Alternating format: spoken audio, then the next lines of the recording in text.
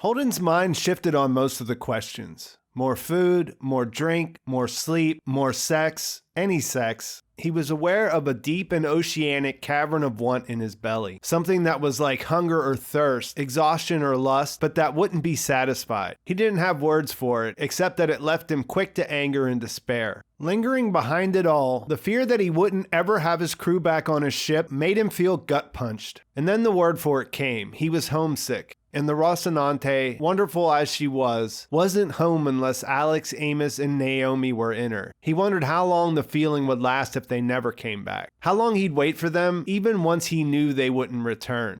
Hey guys, Pete here. Time to preview the upcoming 6th episode of The Expanse Season 5. We'll pick up the conversation we've been having from my breakdown of the last episode. There's some things I wanted to clear up, then we'll look at where each of the character stories left off and where we think they might go based on the details we've been given. This will contain spoilers for everything that's happened in The Expanse through episode 5 of season 5, with speculation on episode 6. As someone who's read the books, I'm going to be referring to them, but I won't give away any future spoilers, nothing past where we're at. With all that out of the way, let's jump in. One of the things I wanted to talk about in a little more detail was this idea of what happened to the Roci, what was up with Holden getting ready to take off. It didn't really show them looking for sabotage. I do think that's an important point about the character of Holden, that there is an impulsivity to him and his decision making, and the other crew members who know this certainly do help him keep that in check. But what's important about the code isn't really about Holden. And I realized when I read the comments that I talk about the code like we understand what that is. And really, people watching the show probably don't. They haven't really explained it completely yet, and it may not be exactly the same. So what's important about it is that Naomi created this for something else, and then Marco used it to kill people. He made her an accomplice to his crimes. That made her want to leave, and Marco took Filip away and hid him so that she couldn't be a part of his life. He did that to control her, and he did it to keep her quiet about what happened. We'll likely learn more about this in the coming episodes, but for now it's important to remember, Marco's raised Filip to believe that his mother abandoned him, when in reality he chased her away. Related to that, there was some discussion about the knife, that when he pulled her into the lift, whether he saw that or not. For me, it doesn't make sense that he would have let her keep it if he knew what she was up to. Nothing we've seen so far indicates that he might be losing faith in Marco, or has any kind of connection to her. He doesn't know her, and while he did save her by bringing her from Palace, that was more about the idea of his mother dying without having a chance to meet her than anything that exists between them. I mean, I think so anyways. In the book, it was different. They lured her there, so that was the feeling I've got from watching these season 5 episodes. You could see that when Marco called him out for bringing her, he didn't look angry. He looked hurt. He looked hurt because his father didn't approve of what he did. Now that she's betrayed Sin, she's basically on her own. Marco using the code on the Roci was necessary for her to figure out what was going on, and then her finding a way to stop it. And that made it so it's going to be a lot harder for her to make any kind of moves against them. We saw her get locked in a cell more or less, and I do think that Corral was right in that Marco's not going to let her go. So she's going to have to come up with a plan. That's where Naomi's at, is that she's locked up, she has no real chance of getting out, and she's going to have to figure out something.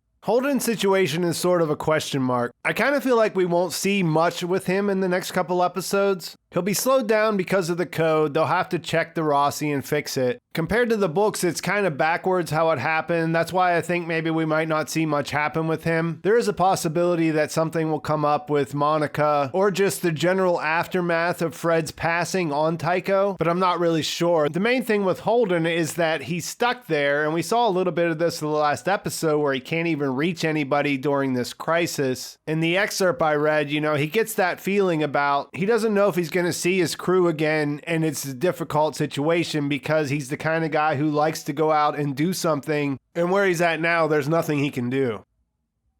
Amos and Peaches are also in a pretty tough spot. They're on foot. The prison was in a pretty remote area, and as far as we can tell, the world should be falling apart. I say as far as we can tell because we haven't heard too much about how bad things are from the rocks hitting. The numbers we've heard have been really low and they're kind of suspicious. And it does kind of make sense that they would do it this way. We're finding it out in real time. Amos and Peaches will be our eyes on the ground, and they did need to get out of the building first. We can imagine that Avasarala will have access, and we'll learn some more about that from her as well. But as a book reader, it is a little bit frustrating at this point because we can't be sure if it's going to be the same situation or not. One thing we can count on is that Amos and Clarissa will have to leave, and they will have to walk on foot somewhere besides where they're at. So we had some pretty good reveals of how destroyed the building they were in was. So I'm looking forward to seeing what the rest of that region looks like from their perspective. Peaches was serving a life sentence. Because of her mods, she was kept underground, and she really didn't think she would see outside ever again. She's sort of on that bonus time or borrowed time kind of thing here. We saw that her health wasn't that great, but the blockers that she was on that was blocking her modifications will wear off. As you can imagine, those may come in handy for what they're up against.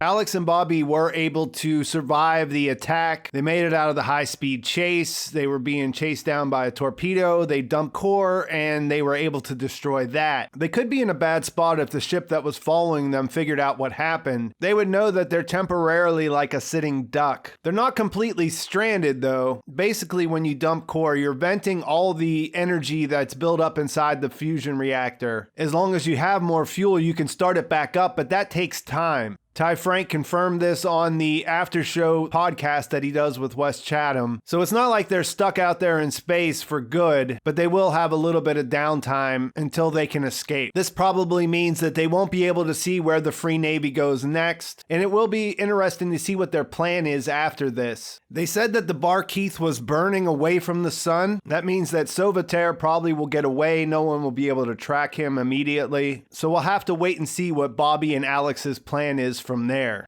Elsewhere in the belt, Drummer and her faction made the decision that they're going to meet up with Marco. As I said in my breakdown of this episode, their reactions don't seem to be consistent. Some seem more sympathetic with Marco and what he's trying to do. So I think there's real potential there that they might split up or something might happen to undermine Drummer's authority in going against Marco, trying to collect the bounty. At the same time, it doesn't seem likely that she would join up with the Free Navy unless she does so under the pretenses of having a plan to take him out that way. Based on what we've seen, he has a far superior fleet. It's not clear that she knew this before, and so it's likely that when she finds out, she'll have to figure out a plan if she still wants to go after him. Marco is in a pretty strong position right now. The coordinated nature of his attack has everyone back on their heels, and his using the protomolecule as a threat makes it more complicated for anybody from the inner planets trying to go after him. The thing with him using the Gamarra code is that he was never caught for the original attack. Naomi wrote it in a way that it's mostly undetectable. In the book, whenever Naomi makes the call to Jim, they'd already been running system checks to see if anything had been wrong with it. So even though we didn't see them do that in the show, it's very possible that they did and they weren't able to find it. Using something like that is just another example of where people have to fear him. They have to take him seriously. The Gamarra code makes the ship's magnetic bottle fail, and that more or less turns the reactor into a nuclear bomb. The ship becomes a nuclear bomb.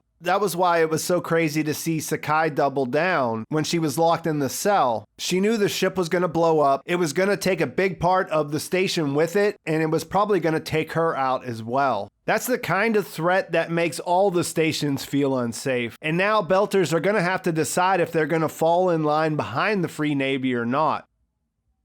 Sin did a great job of laying out the Belter point of view. Naomi's counter was that Marco was building this new reality on a river of blood, but from some Belters' perspective, that's the status quo. That's the way they see the inners operating. It's really the political dilemma of the belt. I see a lot of hate towards the character of Naomi because she gave Fred the protomolecule. You hear people say, none of this would have happened if Naomi wouldn't have given away the protomolecule. It's no question that that turned out to be a mistake, but she wasn't necessarily wrong in doing it at the time. It's the same as Fred giving away information to Avasarala. Remember when Drummer quit over that? Because he got tricked by Marco and he got a bunch of innocent Belters killed. it's the same as drummer not spacing Marco. They're making tough decisions in situations where both choices are bad. So now that Marco has grabbed a little bit of power, he can use that to force people in the belt to choose a side. Some will see what he's done as what it is, an atrocity, and they'll probably feel more connected to humanity rather than just to belters. But you can see that some people will choose his side because it looks like it's the better of two bad choices. So I think that's a good place to leave it. I'm interested to hear what you guys think, so let me know in the comments. I really do hope that we get some answers to how bad the damage is, if it's the same as in the books or if it's different. So hopefully Amos and Peaches will get on the road, we'll see some things firsthand, and we'll also check in with Avasarala. Let me know what you want to see, what you're most interested in, and if you have any questions about what's happened so far. Please like this video if you enjoyed it. Please subscribe to my channel if you haven't already. Thanks for watching. I'll talk to you soon.